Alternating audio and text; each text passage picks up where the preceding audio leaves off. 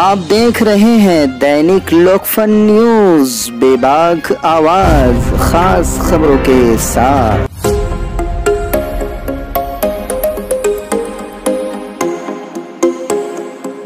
वबरकातुहू। मोहतरम नाजरीन, खैर मकदम है, वेलकम है, स्वागत है आपका दैनिक लोकफन चैनल में।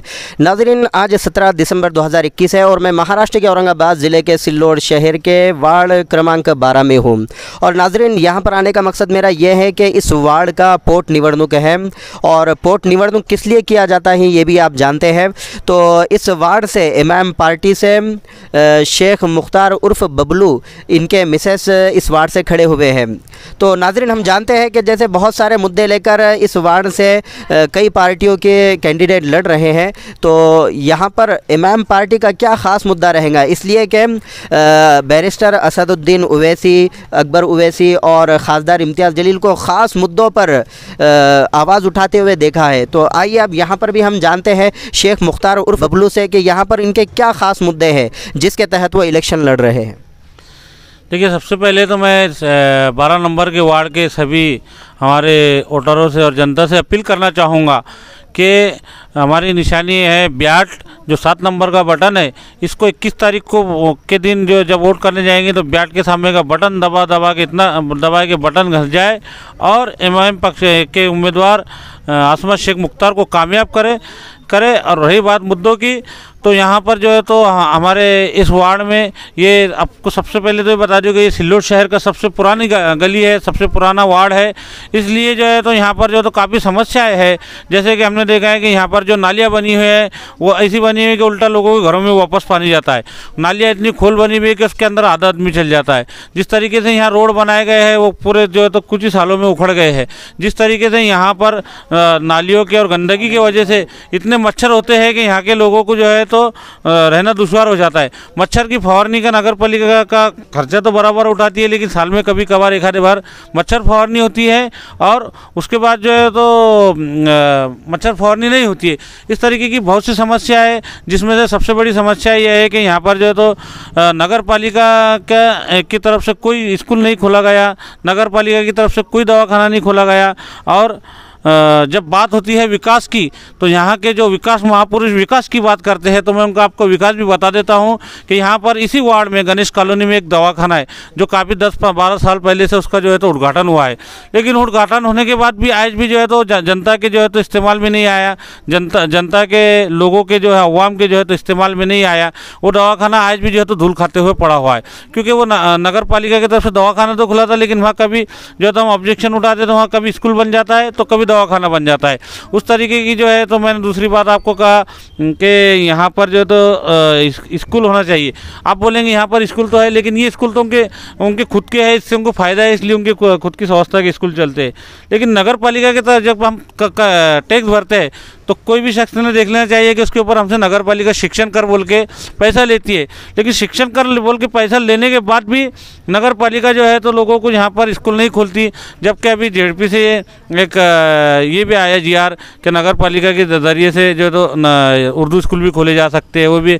लेकिन मसला ये है कि यहाँ पर मुसलमानों के विकास के लिए बात कौन करेगा। यहाँ पर जो है तो ट्रॉमा के यहाँ सिल्लोड शहर का धूल खाते पड़ा हुआ है, जिससे जो तो कई गरीब लोग फ़ायदा उठा सकते हैं।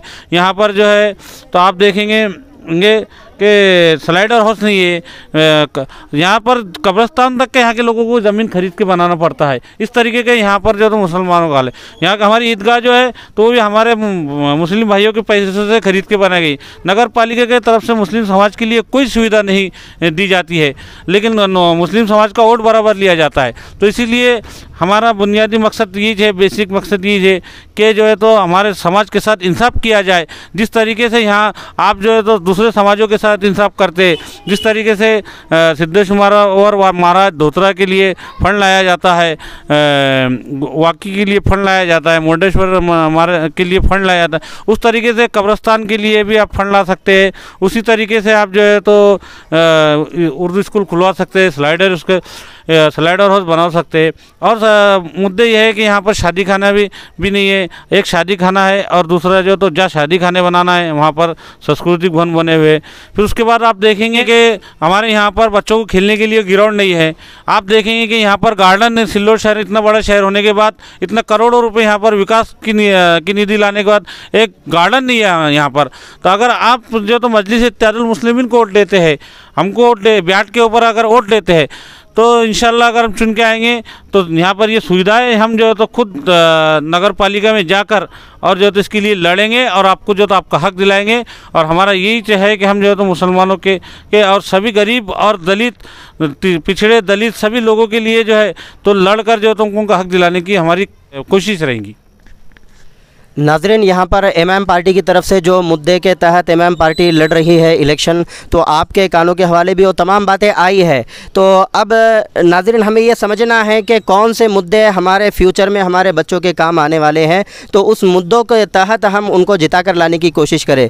नाज़रीन, देखा गया कि एक वीडियो वायरल हुआ है जिसमें एक आदमी स्टेज से ये ऐलान कर रहा है अपनी स्पीच से कि अगर बचना है, ज़िंदगी बचाना है और बचना है तो तलवार उठाना पड़ेगी।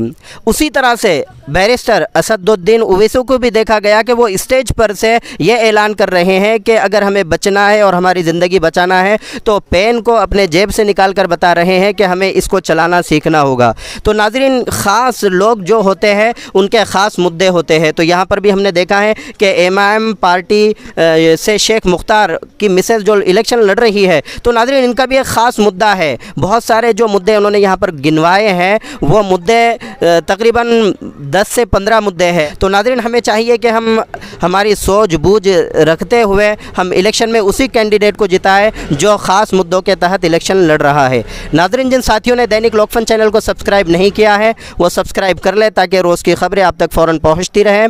इसी के साथ रुखसती चाहूँगा। खुदा हाफिज़। ओके। बैरिस्टर असदुद्दीन ओवैसी जिंदाबाद, बैरिस्टर असदुद्दीन ओवैसी जिंदाबाद, अकबरुद्दीन ओवैसी जिंदाबाद, खासदार इम्तियाज जलील साहब जिंदाबाद। बबलू भाई तुम आगे बढ़ो, हम तुम्हारे साथ हैं। बबलू भाई तुम आगे बढ़ो, हम तुम्हारे साथ हैं। बैरिस्टर असदुद्दीन ओवैसी जिंदाबाद, मजलिस इत्तेहादुल मुस्लिमीन जिंदाबाद, मजलिस इत्तेहादुल मुस्लिमीन जिंदाबाद।